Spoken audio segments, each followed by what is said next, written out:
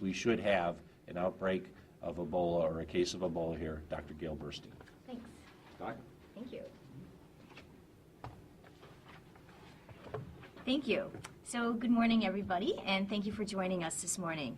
So, over the past few weeks, I've spoken to many of you about Ebola virus and, the likelihood of that occurring in our community and how we've been preparing. And so today I'd like to share a bit of information specifically about how Erie County Department of Health prepares to protect the public's health and the additional preparations that we're taking to prepare for the threat of Ebola virus. So first and foremost, I want to emphasize that preparing for a public health emergency, such as a possible Ebola virus, is not a new process. Year-round, Erie County Department of Health staff train and prepare to respond to an array of scenarios, including an infectious disease outbreak like Ebola virus disease.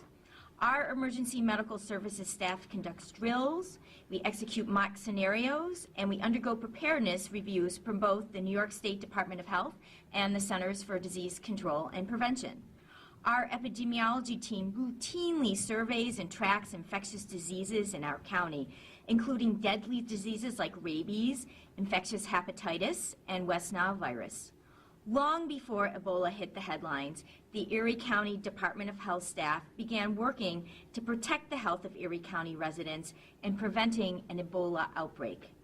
So since August of this year, the Erie County Department of Health epidemiology team has been conducting aggressive surveillance for Ebola virus disease in our community. Following guidance from the Centers for Disease Control and Prevention and the New York State Department of Health, my department has promulgated a set of selective screening criteria that acts as a warning sign to raise the alarm of possible Ebola virus disease case. When a sick person raises these red flags, established protocols go into effect to ensure the safety and security of the public, and to begin epidemiologic and medical evaluations to determine if the affected individual does or does not have Ebola virus disease. During this phase, we work closely with the New York State Department of Health to determine if additional testing is needed, and if a specimen for a specific Ebola virus test should be sent to the New York State Department of Health Public Health Laboratory. The decision to run a specific test for Ebola virus triggers the epidemiologist in our Department of Health to commence the contact investigations and to monitor individuals who have any risk of exposure to Ebola virus disease to contain the disease. So I want to note that our preparations are not static. In this event unfolds, the Erie County Department of Health is closely following the frequent updates and guidance and directives from both the New York State Department of Health and the CDC. So, for instance, last week, Acting New York State Commissioner Dr. Howard Zucker issued a broad set of orders pertaining to Ebola virus disease management and control. And at the local level, my team meets twice weekly to update our plans and to refine our organized response. A virus, like Ebola, does not stand still, and neither does our planning. Critical in all these efforts is a high level of communication between Erie County, our local healthcare providers partners, and the New York State Department of Health. I have been in frequent contact with the chief medical officers from our major area healthcare systems to discuss planning and updates and guidance from the New York State Department of Health and the Centers for Disease Control and Prevention. And both within the county and with our community partners, preparedness is absolutely a team effort. To highlight that team effort, we are joined by the medical leadership from our major hospitals today. And any effort that we can, as a county, would be taken alone, that we could take alone, can only work with collaboration from our hospitals, urgent care centers, doctors' offices, and college health clinics. So to talk about those efforts, I'd like to turn the podium over to my colleagues in hospital medical leadership. So proceeding alphabetically, Dr. Brian Darcy from Catholic Health Systems will say a few words, followed by Dr. Brian Murray from Erie County Medical Center, and then last but not least, Dr. John Selleck from Kaleida Health. So, Dr. Murray. Darcy? Okay. Thank you very much, Commissioner, or County Executive Palankars and Commissioner Burstein. I believe the most important thing that I may say today is to reiterate the statement that what we are doing builds upon the very regular disaster drills and contingency planning that we really have been doing for years. And I also would state that obviously some folks do come into our emergency departments at time, perhaps with some travel, and we had several folks turn up at one Catholic Health site or another. And the County Health Department has been available 24 hours a day for the questions that we would raise with them, whether or not this was something we had to be concerned about that would be what we consider a person under investigation. As regards Catholic Health, let me state that we do have an interdisciplinary work group that is implementing a comprehensive Ebola response plan. In the event a patient with possible Ebola exposure presents at one of our hospitals, health centers, or within the community. This plan involves identifying patients who meet the criteria that Commissioner Burstein has referred to for possible Ebola virus disease at their earliest point of entry into the system, isolating those patients and providing CDC-recommended medical management to care for the patient, prevent the spread of the virus, and first and foremost protect the welfare and safety of Catholic Health associates. The work group has conducted thorough walkthroughs of all Catholic Health emergency departments to assess staff readiness and provide needed training. Our training is mandatory retraining for our staff who are well used to infection control procedures and intense training for what we've set up as an Ebola response team at a higher level in conjunction with all CDC guidelines if we have a patient to present. We have had Ebola response drills at each of our hospitals. We have established isolated treatment zones, and we're ensuring that all the necessary personal protective equipment is available, including the updated recommendations coming out from the CDC today. These are very complex plans to deal with even issues of waste disposal.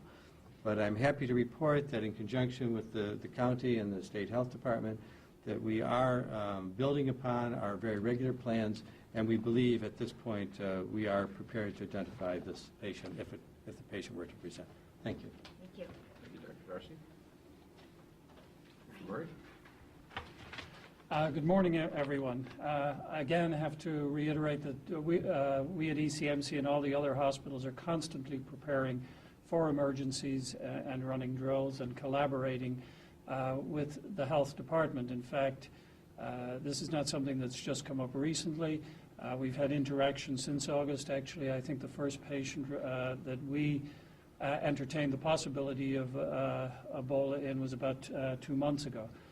We've screened additional patients, but nobody so far has even met the criteria for formal testing for the Ebola virus.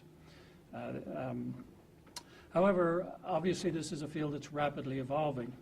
And in accordance with the New York State Commissioner of Health's directive and along with other hospitals in the region, ECMC has been screening all patients who present to our emergency room and outpatient clinics. And indeed, by today we have also implemented screening of all visitors and other individuals who enter our hospital at our various entrance points. Staff have been instructed to inquire about recent travel to West Africa or contact with people returning from that area, as well as other areas that could potentially be the first contact for an Ebola patient. Staff have also been instructed in the correct procedures to follow should they receive a positive response to the screening criteria. We have identified appropriate isolation rooms where potential Ebola patients can be isolated, assessed, and initially stabilized medically while we determine if indeed they do have the condition. ECMC has made available to its staff all the necessary CDC-recommended personal protective equipment, including the latest updates, as you've heard from Brian, which occurred yesterday. We've also provided training to specific personnel who could come in contact with a potential Ebola patient in the use of their personal protective equipment, and this includes the staff being directly observed to ensure that they have learned the correct application and removal of their PPE.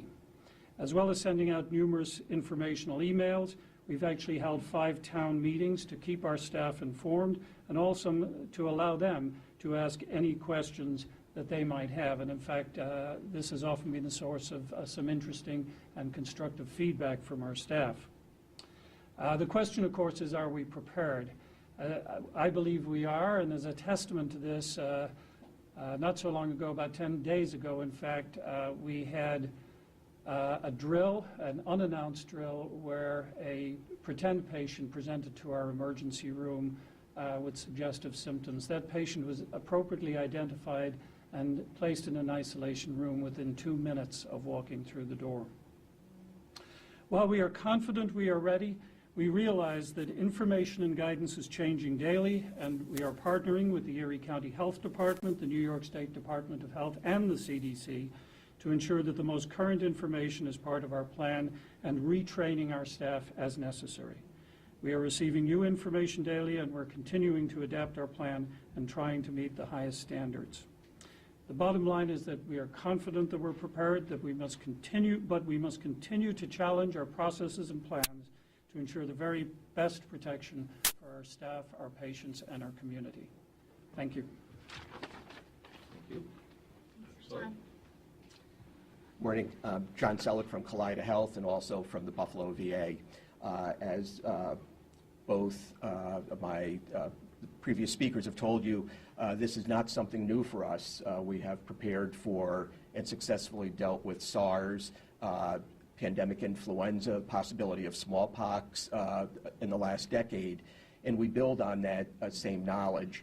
We certainly recognize that things have changed a bit with Ebola, and to say that the situation is fluid is an understatement.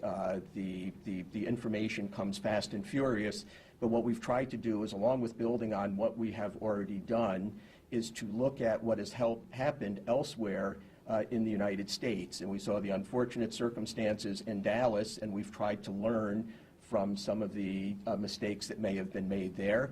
We also have extensive information from Emory University and the University of Nebraska regarding how they have managed the Ebola patients that they have received.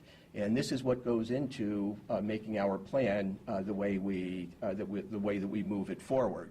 At Kaleida, we have a very diverse group of hospitals, a large city hospital, a women and children's hospital, and a suburban hospital, giving us multiple different opportunities for patients who might be at risk to present to us.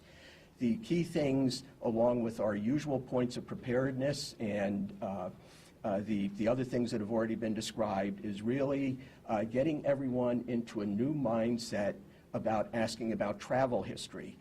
People used to think of that as something that just we ID guys, infectious disease guys do. Everybody has to do that now. You can get anywhere in the world in a very short period of time, and we have to be prepared. So learning from past mistakes at other institutions, we're making certain that everyone is screened for travel history.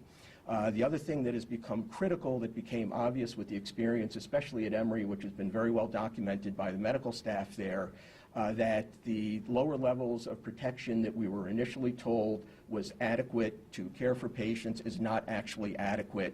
So we began ramping this up, and again, with the new CDC guidance that came out very late last evening, we have already begun training our staff on more aggressive levels of preparedness for taking care of a suspect Ebola patient. Like the other hospitals, we have done a number of drills, and they've gone very well. I also have evidence that we have had patients who have, at least 3 that I know of throughout Kaleida, who have come to the emergency room with something suggestive in their history that caused the staff to do the right things, which was to put the patient in isolation and immediately contact the county health department. We worked through the epidemiology and the history, and it turned out they were all false alarms, which is great, but it gave me quite a bit of relief to know that everybody behaved appropriately when those patients came in. As Brian Murray said, you never really know if you're prepared until it happens, but I think that we have made the step, we have taken the steps, and we have educated our staff, and we're focusing on the things that we really need to focus on to make sure that if a case does come in, that we're going to be safe, our staff is going to be safe, the community is going to be safe. Thank you. Thank you. Thank you, Dr. Selleck and Drs. Darcy and Murray for being here today. I think it's an important message to send out to the public that there's a lot of information that unfortunately is getting out to the public. Some of it is misinformation, and we want to let the people of our community know that we are working very hard all the time, not just when this latest issue came up, but all the time to prepare in the event of a health pandemic or other illness. And it shows because of the high quality of hospital systems that we have here and the high quality staff that we have here in Erie County through the Department of Health and Emergency Services. This is not Texas. We can learn from what happened down there, but I believe that we are in a much better shape than they were entering the situation that they had to deal with because of the training and the staff that we already have in place and the training that's gone on for years. With that, I'd entertain any questions. Why wasn't Buffalo chosen as one of the centers?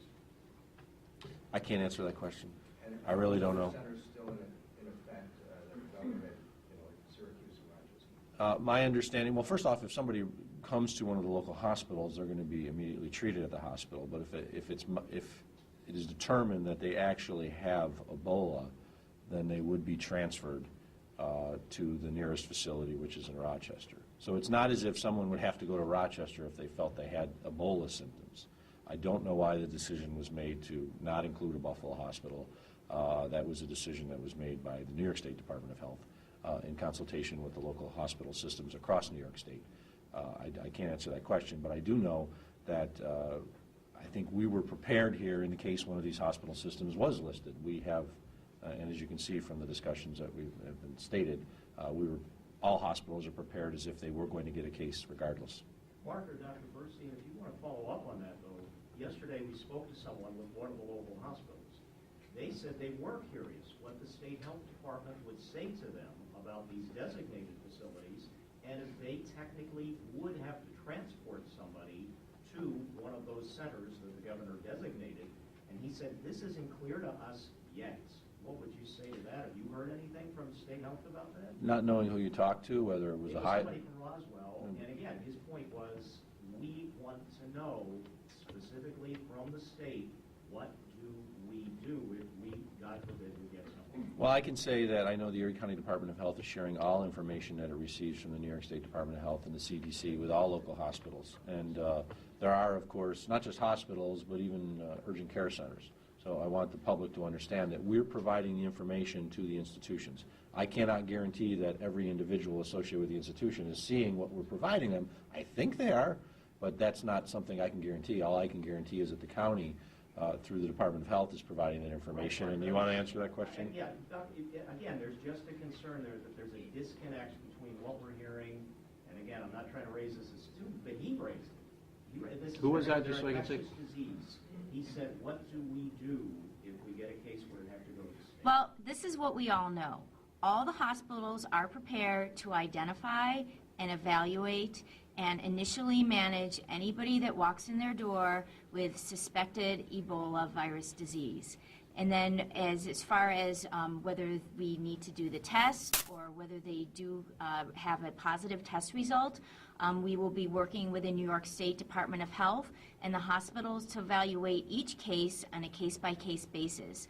But all the hospitals here, I think, are ready, again, to be able to identify, evaluate, and at least perform the initial management of each case of a possible and confirmed Ebola virus. But again, each patient is different. All courses of illness are different, and we'll just have to take it on a case-by-case basis. Again, we are not the New York State Department of Health, so I can't speak for them, but what we think we've been telling you today, but we are prepared to do the initial evaluation and management of people walking through our door who may possibly have or even do end up having a confirmed case of Ebola virus. And I was wondering if any of my medical colleagues would like to speak. I think the answer is, were we to get a suspected or confirmed case, we do know what to do. First thing we would do is actually contact the local health department, the New York State Department of Health, and the CDC. The indication has been that if one has a confirmed case, as I say, we are equipped to manage the patient initially, to do the assessment while we determine whether or not the patient has Ebola. If, God forbid, a case of Ebola was identified, we would, the direction we've received from the CDC is that they would be sending in a team. And in fact, also, I believe the U.S. Army will be sending in a team, and it's probable that, frankly, the decision on what to do with that patient will reside in hands other than the hospitals. Certainly, we would be seeking, I think these patients would be best managed when they're confirmed in units that have experience doing that. For example, the 4 nationally recognized centers, so long as obviously they have the capacity to manage the patients. You can see that's what happened with the most recent cases in Texas. I think that would continue to be the pattern so long as the number of cases remains reasonable. So if there was a case of Ebola, you've received direction from the Department of Health that you would treat the patient initially, call in who you need to call, and then would that patient have to be transferred to one of the special centers, one of the 8? Or what happens after they come in, and what are the steps? Yes, most likely, because the requirement for ongoing care, throughout the illness, as was outlined by Dr. Selleck, requires a very high level of expertise and experience. And right now that's best obtained in some of the centers that have already been managing these patients. Are we kind of angry that Buffalo's not one of those places with all the top health care that we have here? That we would have to transfer a potential patient to Rochester or Syracuse? No, I think that's the last thing we need to be. I think we need to be reassured that we have all these agencies that are going to assist us with what is a condition that is extremely rare in this country and for which most people have little or no experience treating in the past. That's why we have to learn from the experience of others and rely on that and do what's best for the patient and the community. Can I ask Dr. Bursting a question? What about the development of a vaccine? We're hearing, Canadians have something that, how quickly is anything being done in our medical corridor now to research and develop, a vaccine? And is any research like that being conducted here in Buffalo? I'm not aware of any research. Are you? There are a number of vaccines in the process of being developed. Obviously, you can't have a live Ebola virus vaccine, and there's never going to be a test where you challenge someone with Ebola virus. But these are actually genetically engineered viruses. They are in their very earliest stages of testing, and I've seen a number of things from a variety of manufacturers that they're saying the earliest we would see them is 2016. I don't know that that is correct. I think if there was something that looked good and it was close, we might see deployment of that sooner. I think we're all going under the expectation that the best thing that can happen is that we get a good vaccine. But you have to be careful, especially if we deploy this in countries where some of the people already distrust us. If you deploy a vaccine which then harms people, then that will set us back quite a bit. So there will be a very carefully done program to see how quickly this is done. But none of us are expecting that we're going to see a vaccine by Christmas, if that's... What about the antibodies of people who have been infected in their blood? Is that working? Yeah, the interesting thing with Ebola virus, if it wasn't such a deadly virus, biologically it's ridiculously interesting. And it turns out that the people who die of Ebola make no antibody. And I don't mean a little antibody, I mean no antibody. The virus is able to completely usurp the immune system. So the theory all along has been, and this is not new with Ebola virus, for probably centuries we've been using plasma or serum from patients with particular diseases to try to treat people with those diseases. The biggest problem we have is Dr. Brantley has given plasma to 3 patients, including the first nurse from Dallas, and a small number of patients have gotten the synthetic antibodies, the ZMapp product that everybody is interested in. It's very difficult to say with only a handful of patients who have received these whether the treatment is really what made them better It's not even clear that perhaps the treatment even prolonged their course a little bit. So we're going into this very, very carefully, and I think, as Dr. Brian Murray said, we're really working based on what we've seen come out of Emory and Nebraska, that the care of these patients requires people who have tremendous experience with this. And it's not an issue that Erie County and that none of our hospitals are good enough. The issue is that you need to focus this care in a limited number of places with people who understand what's going on. The treatment decisions will not be made here with the initial care of patients. These will be much larger, much higher level decisions, and we're fully expecting that if we have a positive, the CDC will probably know we have a positive before I would know that we have a positive, and that we'll have a response team here reportedly within hours. Dr. Murray, you mentioned that ECMC is screening visitors. Is that just ECMC or other hospitals doing that? What does that entail? Is that just several questions about travel and symptoms? Yes, people entering the hospital are being, well, first of all, we have the signs displayed that are required, obviously, but we're also asking specifically about travel or contact with somebody who's traveled to that area. At Catholic Health, we are also screening all folks. And the idea is to screen people as soon as you come in contact with them. And so the instruction goes to the patient presenting and those with the patient. But, for example, just to illustrate it, it's even at the valet parking when someone comes up. The valet parking folks will be asking questions. So if you're visiting one of our hospitals and this question is asked to you as we get all this geared up, please don't be surprised. But that is the plan. What about costs, too? I mean, obviously, nobody, in anything, you don't spare costs. But is it something the hospitals may have to address? Because these suits, the equipment, PPEs, the training, this is not cheap. The personal protective equipment, the level 4 materials that we've all been purchasing, and a larger supply of the powered air purifier respirator personal protective equipment is quite expensive, literally thousands and thousands of dollars. Catholic Health has already obtained quite a significant supply, and I'm sure the others have as well.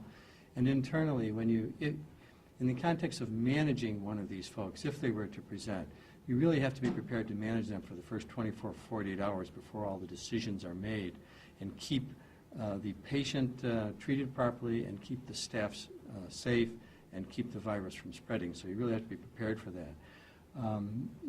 We also have learned, we've actually had personal contact through our infection control advisor, Dr. Kevin Shiley, with the folks in Texas, established a team because you want to limit the traffic going into the care area. You want to limit the equipment that's going into the care area. And internal to Catholic Health, we've just made a decision that all the equipment in a hot zone area, if we were to have that, would be disposable. And if I can just follow up with regards to Erie County, we do not put a price and do a cost-benefit analysis to determine whether we should buy equipment or not. Of course not, Mark, but I'm just saying for the hospitals and private entities that would have to handle this too. That's why. Well, this is one of the reasons why I think we're here, is to let the public know that we are prepared. And part of the preparation not only comes in training and education of the individuals in the hospital, but also ensuring that the proper equipment is there. When Ebola started to become very well known as this new outbreak in West Africa, and what the worry about it here, even before the case in Texas, I had charged both these commissioners to confirm with their staff that not only are we prepared to respond through the plans that we have in place, but if by chance we needed this type of equipment, do we have it? And that's what they do on a daily basis, is ensure that we have not only the training in place, the staff in place, but we have the equipment. You hope you never need it. You really do. You hope you never need it. But if it's needed, it better be here, and it's here.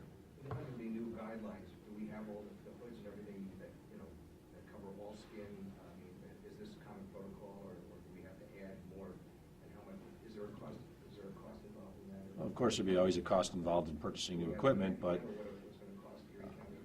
I can say, at least from the discussions that I've had with our staff, that up through at least with the latest protocols that were released yesterday, we were 100% covered. I don't know, because I have not had that conversation with them. If we need to purchase different equipment, we will purchase different equipment. Simple as that. Do we need to purchase different equipment? Are we pretty much there? The actual purchasing of equipment takes place on a regular basis through some of our Homeland Security grants. So we update and we will provide additional equipment based on whatever the guidance happens to be. So we are fully stocked as we speak, but we're adjusting based on what the guidance happens to be. And as that changes and it goes to a more fully encapsulated, then there are additional purchases that are made as well. But the funding is in place to be able to do that regardless of this particular incident. We do have stockpiles. The state has stockpiles, and the feds, through the Strategic National Stockpile, have a considerable amount of resources. Commissioner, while you're up there, and maybe Mr. Adolph too, what about ambulance crews? We have tried to reach out to rural Metro. Quite frankly, we haven't heard anything back from them. Are they part of your, I would assume they are, but could you talk a little bit about that, since they have not? Yeah, we'll bring John up too. We do have a training that we're rolling out tomorrow, and the reason that we're rolling it out, quite frankly, tomorrow is you need to be able to pull together all of the parties and all of the realistic expectations of that training. We don't want to roll something out and then 2 days from now have the information change. But yeah, we are pushing that out to all of the levels, including local dispatches, law enforcement, fire agencies. And if you read the commissioner's orders, it's very specific. Local agencies, local entities have no choice but to have a reporting mechanism. So if we receive something, say from one of the local towns, and we need to get in touch with the grassroots, the first responders, because maybe they've had contact, there has to be that two-way flow of communication and information so we can do our trace contacts with them as well. So I mean, John is constantly doing it. We push that information out, but I think the county executive said it best. Shame on you if you happen to be an agency that's getting this information and you're not pushing it down to the grassroots, which first responders and dispatchers, because in the case of Erie County and the MERS coordinators, they're actually doing, through an algorithm, they're actually doing interrogation before they dispatch ambulances. If you meet that criteria, that's going to our warning points. So there's sentinels everywhere, but really these things need to be caught right at the grassroots, and the main entry will most likely be through ambulance providers. Do you want to add anything, John? I'd just say that we've actually been pushing CDC guidance and State Health Department guidance back as far as August.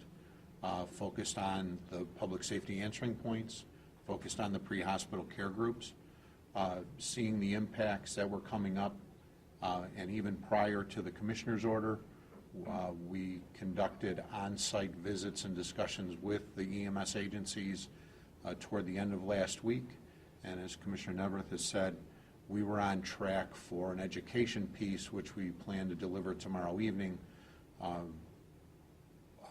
for about 10 days now, seeing the potential impact. So we're doing our best to project what the impact is and deliver that information.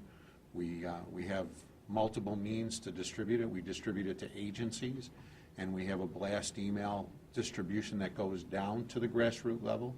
And our hope is that if it doesn't get off the fax machine by the organization to the individuals, that we have a mechanism to deliver those messages directly to the individuals so they can ask questions within their own organization and determine if the organization is going to respond.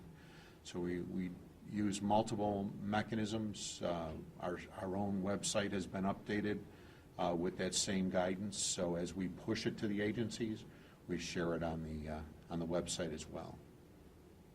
If I can just, before we wrap up, your question sort of is a good case study of how the system works. If we get a call that comes in through the call center downtown, the MERS dispatchers, as Commissioner Neverth noted, they have a system in place to identify if the individual is potentially a risk for Ebola.